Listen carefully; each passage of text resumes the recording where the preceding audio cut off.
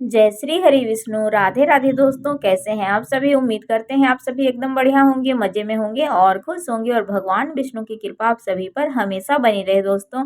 और आज है एकादशी, तो आप सभी को एकादशी व्रत की ढेर सारी शुभकामनाएं। और इस दिन ही गीता जयंती भी मनाई जाती है। और आज 11 दिसंबर को मोक्षदा एकादशी है, दिन बुधवार ही है। इस व्रत का पुण्य पितरों को दान करने से उन्हें मोक्ष की प्राप्ति होती है। और मोक्षदा एकादशी पर भगवान कृष्ण ने अर्जुन को गीता का ज्ञान दिया था, इसलिए इस दिन को गीता जयंती के भी नाम से जाना जाता है। तो दोस्तों, आज चलिए आप सभी को एक कहानी सुनाते हैं। एकादशी व्रत की ही कहानी है और ये भक्त और भगवान की कहानी है।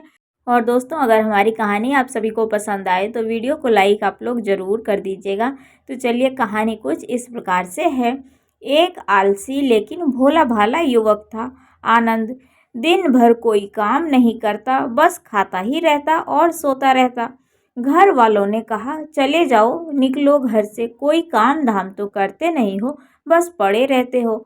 वह घर से निकलकर यूं ही भटकते हुए एक आश्रम में जा पहुंचा। वहां उसने देखा कि एक गुरुजी हैं, उनके शिष्य कोई काम नहीं करते, बस मंदिर की पूजा करते हैं। उसने मन में सोचा कि यह तो बहुत बढ़िया है, कोई काम धाम नहीं है, बस पूजा ही तो करना है। गुरुजी के पास जाकर पूछा कि क्या मैं यहाँ रह सकता हूँ। गुरुजी बोले, हाँ, क्यों नहीं, लेकिन मैं कोई काम नहीं कर सकता हूँ गुरुजी। उन्होंने कहा, कोई काम नहीं करनी है, बस पूजा करनी होगी तुम्हें। आनंद ने कहा, ठीक है, तो मैं वह कर लूँगा। अब आनंद महाराज के आश्रम में रहने लगे। ना कोई काम ना कोई धाम, बस सारा दिन खाते रहो और प्रभु की भक्ति में भजन गाते रहो। महीना भर हो गया, फिर एक दिन आई एकादशी। उसने रसोई में जाकर देखा, खाने की कोई तैयारी नहीं थी। उसने गुरुजी से पूछा, आज खाना नहीं बनेगा क्या। गुरुजी ने कहा, नहीं, आज तो एकादशी है और तुम्हारा भी उपवास है। उसने कहा, नहीं, अगर हमने उपवास कर लिया तो कल का दिन ही नहीं देख पाएंगे। हम तो नहीं कर सकते हैं उपवास, हमें तो बहुत भूख लगती है, आपने पहले क्यों नहीं बताया। गुरुजी ने कहा, ठीक है, तुम ना करो उपवास, पर खाना भी तुम्हारे लिए कोई नहीं बनाएगा, तुम खुद ही बना लेना। मरता क्या न करता, गया रसोई में। गुरुजी फिर आए, बोले, देखो, अगर तुम खाना बना लो तो राम जी को भोग जरूर लगा देना और नदी के पास जाकर ही रसोई बना लो। ठीक है। लकड़ी, आटा, तेल, घी, सब्जी लेकर आनंद महाराज चले गए। जैसा तैसा खाना भी बनाया। खाने लगा तो याद आया कि गुरुजी ने कहा था कि राम जी को भोग लगाना है। वह भजन गाने लगा, आओ मेरे राम जी आओ, भोग लगाओ प्रभु राम जी आइए, श्री राम आइए, मेरे भोजन का भोग लगाइए। कोई न आया तो बेचैन हो गया कि यहाँ तो भूख लग रही है हमें और कोई भी नहीं आ रहा है। भोला मानस जानता ही नहीं था कि प्रभु साक्षात तो आएंगे नहीं, पर गुरु जी की बात भी माननी जरूरी है। फिर उसने कहा, देखो प्रभु राम जी, मैं समझ गया कि आप क्यों नहीं आ रहे हैं। मैंने तो बहुत रूखा सूखा बनाया है और आपको तो अच्छा खाना खाने की आदत है, इसलिए आप नहीं आ रहे हैं। तो सुनो प्रभु, आज वहाँ भी कुछ नहीं बना है, सबकी एकादशी का व्रत है, खाना हो तो यही भोग खा लो। श्री राम अपने भक्त की सरलता पर बड़े मुस्कुराए और माता सीता के साथ प्रकट हो गए। भक्त असमंजस में, गुरुजी ने कहा था कि राम जी ही आएंगे, पर यहाँ तो माता सीता भी आ गई हैं और मैंने तो बस 2 लोगों का ही खाना बनाया है।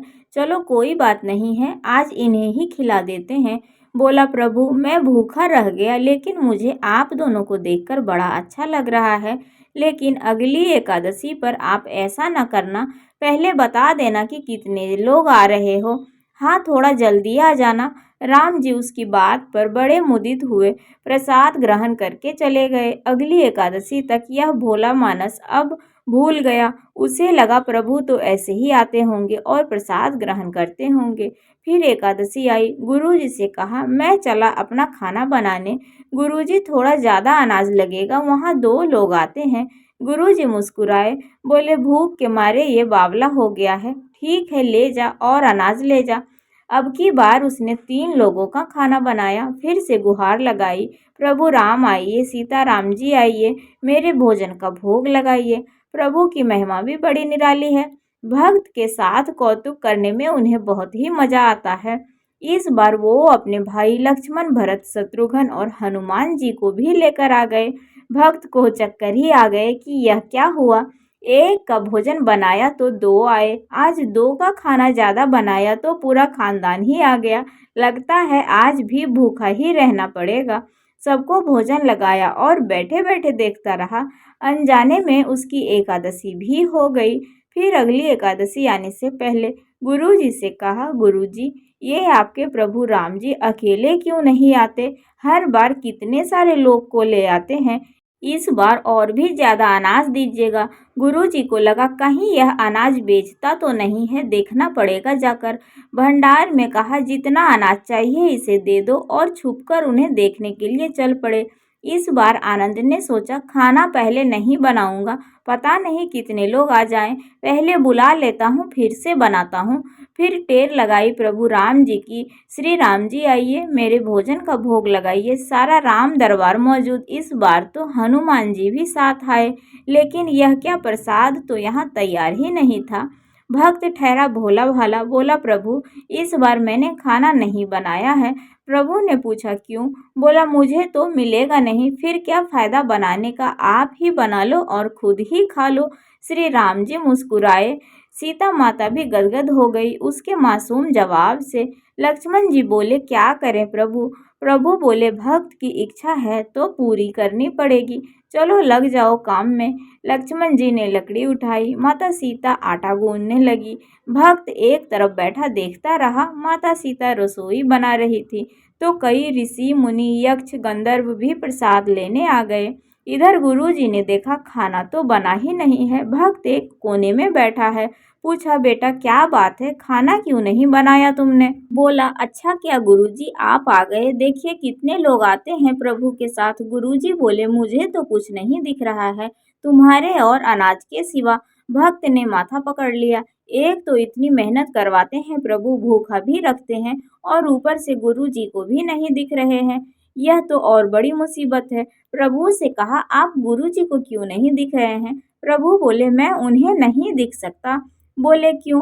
वो तो बड़े पंडित हैं, बहुत ज्ञानी हैं, विद्वान हैं, उन्हें तो बहुत कुछ आता है, उनको आप क्यों नहीं दिखते हैं? प्रभु बोले माना कि उनको सब कुछ आता है पर वो सरल नहीं है तुम्हारी तरह, इसलिए उनको नहीं दिख सकता।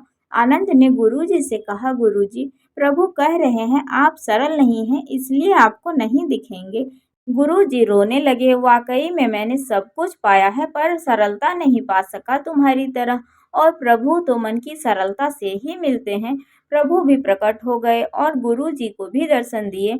इस तरह एक भक्त के कहने पर प्रभु ने रसोई भी बनाई और इस तरह से उनके भक्त की एकादशी व्रत भी पूरी हो गई। तो दोस्तों कहानी कुछ इस प्रकार से थी, एक सच्चे भक्त और भगवान की कहानी। सो आप सभी को कैसी लगी? अगर कहानी थोड़ी सी भी अच्छी लगी हो तो मेरे वीडियो को लाइक, चैनल पर जो भी नए आते हैं सब्सक्राइब, कमेंट, शेयर जरूर करिएगा दोस्तों। और आप सभी को एकादशी व्रत की फिर से ढेर सारी शुभकामनाएं। तो चलिए आप सभी से मिलते हैं फिर से अगले वीडियो में, तब तक के लिए राधे राधे, जय श्री हरि विष्णु।